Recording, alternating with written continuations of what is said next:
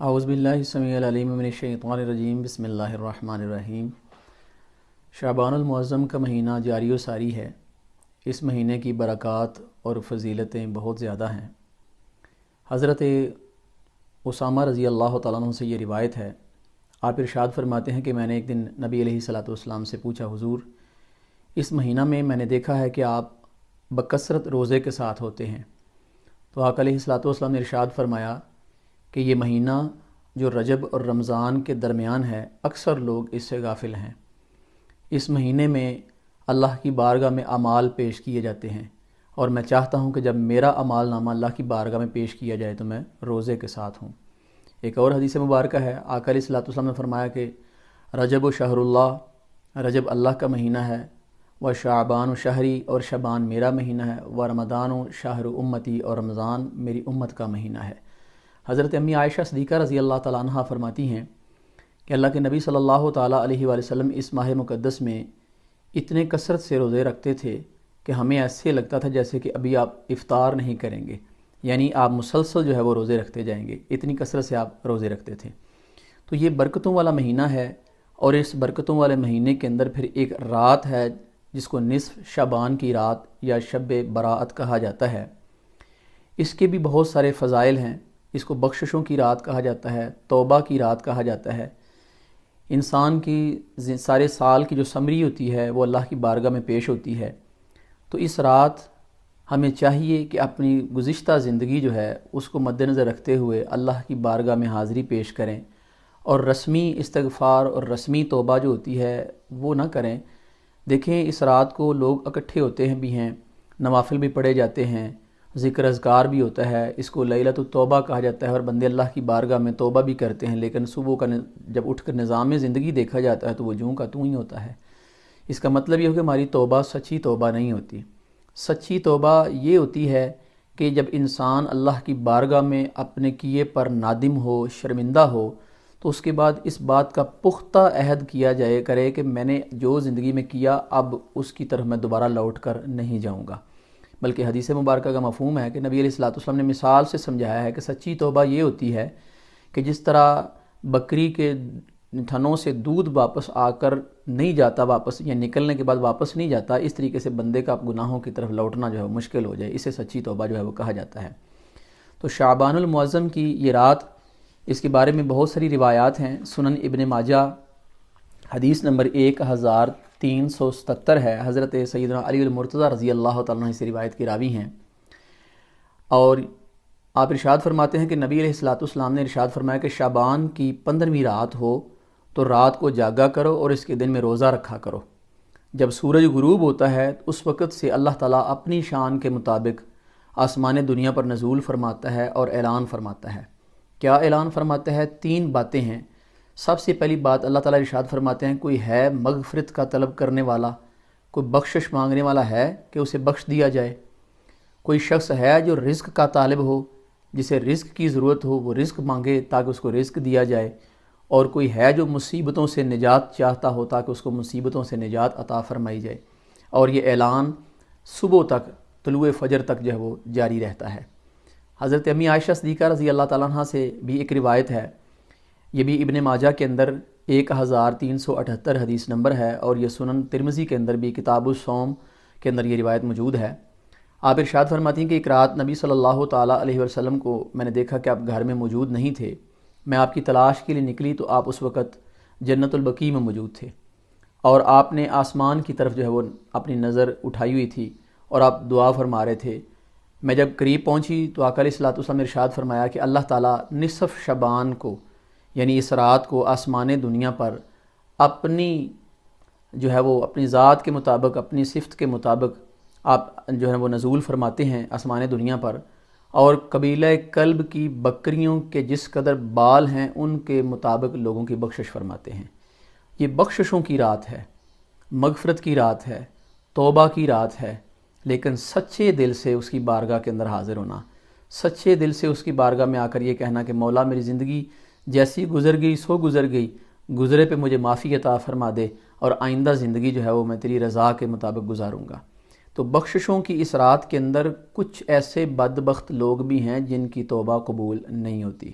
مسند احمد کے اندر روایت موجود ہے، اور دیگر حدیث کی کتابوں کے اندر طبرانی ہے، شعب الایمان ہے، اور مشکات کے اندر بھی۔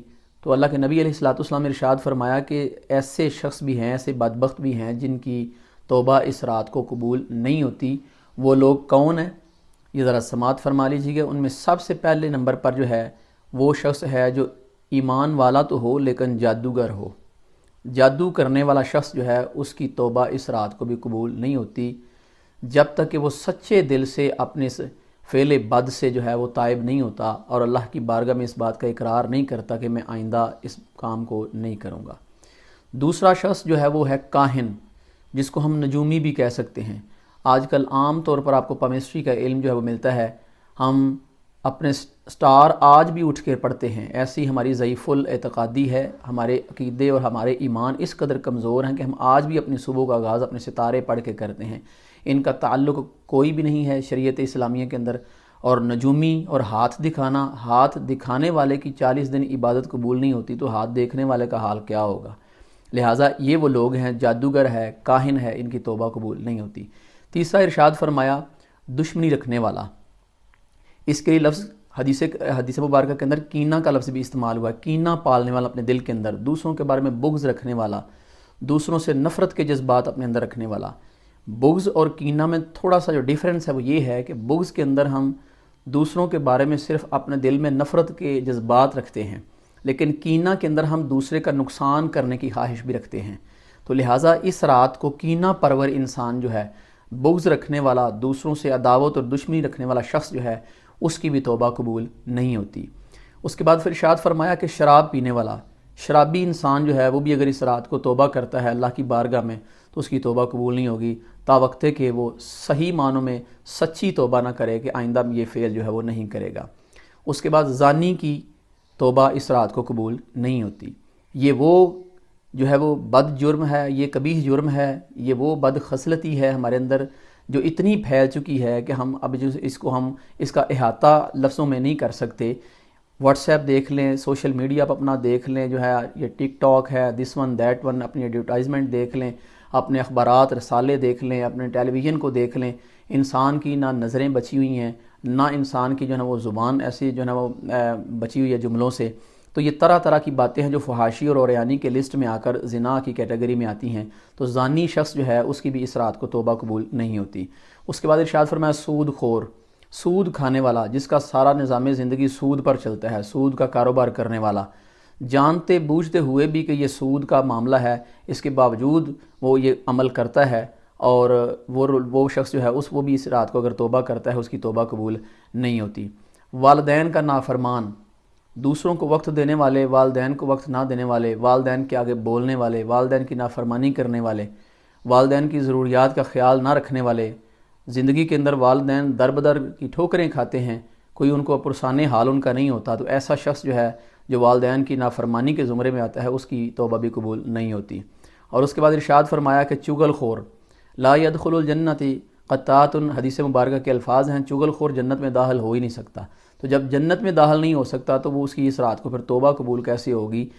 بات وہی ہے کہ اگر سچے دل سے وہ رب کی بارگاہ میں نہیں آتا، اپنی زندگی کے سابقہ سارے جو جرم ہیں ان کی معافی صحیح معنوں میں نہیں لیتا، تو چغلیاں لگانا، ایک کی سنی دوسری کے آگے کر دی اور پھر اس کے اندر دو چار باتوں کا مزید اضافہ کر کے اگلے کو بتانا کہ فلاں تمہارے بارے میں یہ کہہ رہا تھا، یہ انتہائی بری حرکت ہے اور یہ وہ جرم ہے جو جہنم میں لے جانے کا سبب بنتا ہے۔ اس کے بعد آگے ارشاد فرمایا قطع تعلقی کرنے والا، رشتہ داری ختم کرنے والا۔ ایک رشتہ دار ہے وہ بار بار قریب ہوتا ہے، دوسرا جو ہے وہ اس کو منہ بھی لگانے سے گریز کرتا ہے، اور بعض تو یہاں تک کہہ دیتے ہیں کہ تو ساڑھے ایسے مر گیا سی، تیرے ایسے مر گئے، نہ تم نے ہماری طرف آنا ہے نہ ہم نے تمہاری طرف آنا ہے۔ صلہ رحمی کرنا عمر کو بڑھاتا ہے، صلہ رحمی کرنے سے رزق بڑھتا ہے، صلہ رحمی نیکیوں کے اندر اضافے کا باعث بنتی ہے، اور نیکیاں عمر کو بڑھانے کا باعث بنتی ہیں اور رزق کو بڑھانے کا باعث بنتی ہیں۔ اللہ کے نبی علیہ الصلوۃ والسلام کی حدیث طیبہ ہے، سل من قطعک وأعط من حرمک، جو تجھ سے تعلق توڑتا ہے تم اس کے ساتھ تعلق جوڑو، اور جو تمہیں کسی چیز سے محروم رکھتا ہے تم اس کو عطا کرو، تم اس کو دیا کرو۔ کتنے خوبصورت جملے ہیں یہ، وہ جملے ہیں جن کو سننے کے بعد حضرت عبداللہ ابن سلام جیسی ہستی اسلام قبول کر گئی۔ مناظرے کے لیے آئے تھے لیکن نبی علیہ الصلوۃ والسلام کی بارگاہ سے جب یہ جملہ سنا تو اس کے بعد جو ہے وہ آپ نے اسلام کو قبول کر لیا۔ تو اس رات کو، جس رات میں بخششیں بانٹی جاتی ہیں، توبہ قبول کی جاتی ہے، سچے دل سے اس کی بارگاہ میں اگر کوئی آ جائے، ان کو رزق بھی دیا جاتا ہے، ان کی مصیبتیں بھی دور کی جاتی ہیں، اور ان کی جو ہے نا وہ توبہ کو قبول بھی کیا جاتا ہے۔ لیکن یہ وہ بدبخت ہیں اگر یہ صحیح معنوں میں اپنے ان فعل سے، اپنے ان معاملات سے اگر توبہ نہیں کریں گے تو رب العالمین ان کی توبہ کو بھی قبول نہیں کرتا۔ اللہ تعالیٰ کی بارگاہ میں دعا ہے کہ رب العالمین اس رات کو ہمیں کثرت سے اپنی عبادت کرنے کی توفیق عطا فرمائے، نوافل پڑھنے کی توفیق عطا فرمائے، قرآن کریم کی تلاوت کرنے کی توفیق عطا فرمائے، اور ہمیں تمام کے معاملات جو ہیں ان کے حوالے سے ہمیں معافی عطا فرمائے۔ لیکن یاد رکھیں، اللہ کی بارگاہ میں معافی اللہ کے سامنے کیے ہوئے جرموں کی ملتی ہے، لیکن بندوں کے ساتھ کیے ہوئے معاملات جو ہیں ان کی معافی اللہ کی بارگاہ سے نہیں ملے گی جب تک کہ اس بندے کی بارگاہ میں جا کر معافی طلب نہیں کی جائے گی۔ کتنا ایک خوبصورت سا ایک ماحول ہوتا تھا، محلوں کے اندر خواتین ایک دوسرے کے گھر آیا جایا کرتی تھیں کہ مجھ سے اگر کوئی غلطی کوتاہی ہوگی مجھے معاف کر دینا۔ آج تو وہ بھی ہم سے چھین گئی ہیں، وہ روایات ختم ہو گئی ہوئی ہیں۔ آج ہم معافی مانگنا بھی اپنا جو ہے توہین سمجھتے ہیں، کسی کو معاف کر دینا جو ہے وہ بھی ہم اپنی توہین سمجھتے ہیں۔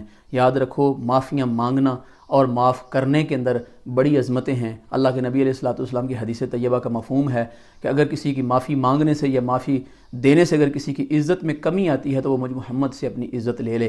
میں قسم اٹھا کر کہتا ہوں کہ اس سے عزت میں کمی نہیں آتی۔ اللہ سے دعا ہے اس رات کو ہمیں سچی توبہ کرنے کی توفیق عطا فرمائے اور ہمیں راہ راست پر اور صراط مستقیم پر چلنے کی توفیق عطا فرمائے۔